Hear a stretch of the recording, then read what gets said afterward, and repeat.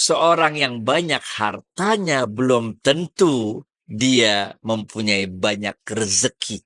Nah, karena rezeki itu udah diatur sama Allah sedemikian rupa, tinggal kita ini bagaimana mengatur dan bisa mensyukuri, menyadari rezeki apa yang diberikan Allah kepada kita. Banyak orang yang kaya, tapi hidupnya nggak tenang. Bener ya? Itu baru saham anjlok dia udah pening, bener gak? Kita pening apaan? Kita nonton-nonton doang berita di TV, bener gak? Kalau dia udah shock itu karena harga saham turun, bener gak? Nah, kita kan harusnya bersyukur. Orang-orang yang selama berpuluh tahun diberi kesempitan rezeki oleh Allah. Jangan ente kecil hati. Orang-orang yang puluhan tahun diberi kesempitan rezeki oleh Allah. Diberikan rezeki yang luar biasa oleh Allah. Bukan dari segi hartanya. Tapi dari segi daya tahannya, daya juangnya. Dari segi kesabarannya menjalani hidup. Ente kagak hitung itu, bener ya? Dulu waktu masih muda itu ada sebuah training itu di mana semua dompet, semua apa dikumpulin, lalu kita dilepas dari satu titik, suruh kalau orang kaya dilepas di sini nih di Menteng, suruh ke Blok M, nggak dikasih, cuma dikasih duit 2.000, dia pening men, bagaimana cara nyampe ya, bener gak? Tapi kalau orang miskin dikasih duit 2.000 suruh dari Menteng suruh ke Blok M, nyampe dia, bener ya? Nah, jadi biasanya keterbatasan-keterbatasan yang dialami oleh orang-orang yang sempit rezekinya menimbulkan berbagai kreativitas. Bukan berarti kita nggak boleh kaya. Karena orang yang kaya juga memiliki rezeki lain yang diberikan oleh Allah, yaitu wawasan yang luas.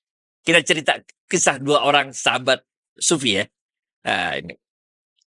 Ada dua orang sahabat sufi. Salah seorang di antara mereka ini adalah seorang pedagang yang kaya raya. Kaya raya. Dia seorang ahli tasawuf, sufi, tapi juga orang yang kaya raya. Harta itu tidak diletakkan di hatinya. Sampai suatu saat, ahli sufi yang kaya raya ini melakukan perjalanan keluar kota. Dalam perjalanan di luar kota itu, di tengah jalan, di padang pasir yang tandus itu, tiba-tiba dia melihat seekor burung yang patah sayapnya, tergeletak di gurun pasir itu. Lalu dia perhatiin burung yang patah sayapnya itu, kok ini burung udah patah sayap, tergeletak begitu aja, nggak bisa terbang.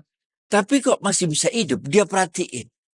Ternyata nggak berapa lama, datang seekor burung lain yang membawa makanan di paruhnya untuk diberikan kepada burung yang tidak berdaya patah sayapnya itu. Disitulah dia mendapat pencerahan. Ya Allah, betapa bodohnya aku, katanya ini. Betapa bodohnya aku. Nyari rezeki begitu luar biasanya. Sedangkan burung yang patah sayapnya tidak berdaya saja, dijamin rezekinya oleh Allah. Nah, ini. Jadi waktu dia pulang, setelah melakukan perjalanan ini pulang, dia temui temannya yang juga seorang ahli tasawuf, seorang sufi. Dia katakan, aku dari perjalanan bisnis yang kemarin itu mendapat satu pencerahan yang luar biasa. Apa? Dia cerita mengenai burung yang patah sayapnya itu. Sehingga dia katakan pada temannya, mulai saat ini aku tidak mau lagi susah-susahan nyari dunia. Udah cukup, nggak usah. Aku telah melihat dengan kepala mataku sendiri bahwa Allah menjamin rezeki bahkan untuk burung yang tidak berdaya patah sayapnya itu. Apa kata temannya? Temannya tepok pundaknya. Ya, kawanku katanya. Mengapa engkau memilih menjadi burung yang patah sayapnya? Mengapa engkau tidak memilih menjadi burung yang membawa makanan itu untuk burung yang patah sayapnya? Nah, ini beda. Benar gak? Jadi dalam ilmu sufi, dalam ilmu tasawuf, nggak perlu kita itu memaknainya, kita hidup harus jadi orang miskin, bukan. Kenapa kita memilih menjadi burung yang tidak berdaya patah sayapnya? Mengapa kita tidak memilih menjadi burung yang datang memberikan makanan untuk burung-burung yang patah sayapnya? Zuhud dalam pengertian ilmu tasawuf bukan menjadi orang yang miskin, tapi zuhud dalam pengertian ilmu tasawuf adalah orang-orang yang ketika dia kehilangan seluruh hartanya, dia tidak pernah melupakan untuk bersyukur kepada Allah. Dan ketika dia mendapat harta yang banyak luar biasa, dia tidak pernah merasa bahwa dia telah berhasil mendapatkan dunia.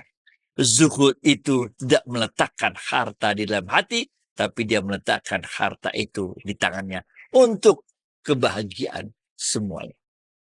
Makanya yang kita diajarkan oleh Rasulullah SAW, bentar ya, dikit lagi nih. Kita bacain doanya, Allahumma barik lana fima rozaktana wa qina azabannar. Wahai Allah, berkahilah seluruh rezeki yang kau berikan pada kami dan jauhi kami dari siksa api neraka. Berkah itu maknanya 4. Yang pertama, berkah itu maknanya memberikan kebahagiaan pada kita. Kalau kita dapat duit 50.000 bahagia, itu namanya berkah. Kita dapat duit 10 juta tapi nggak bahagia, itu namanya kagak berkah. Yang kedua, pengertian berkah adalah memberikan kebahagiaan kepada orang-orang sekitar kita. Ini men. Yang ketiga, pengertian berkah itu adalah membawa manfaat pada diri kita. Dan yang keempat, pengertian berkah itu membawa manfaat pada orang-orang sekitar kita. Assalamualaikum. Dalam rangka ulang tahun Rumah Sakit Yarsi yang ke-6, kita akan banyak bagi-bagi voucher. Insya Allah akan ada 10 orang pemenang. Jawab di kolom bawah ini ya. Ramein komentar-komentarnya. 5 voucher kalsium skor A6 Rp160.000. 5 voucher screening payudara A1,2 juta rupiah. Dan pertanyaannya adalah, di manakah alamat Rumah Sakit Yarsi di Jakarta? Oke? Di manakah alamat Rumah Sakit Yarsi di Jakarta?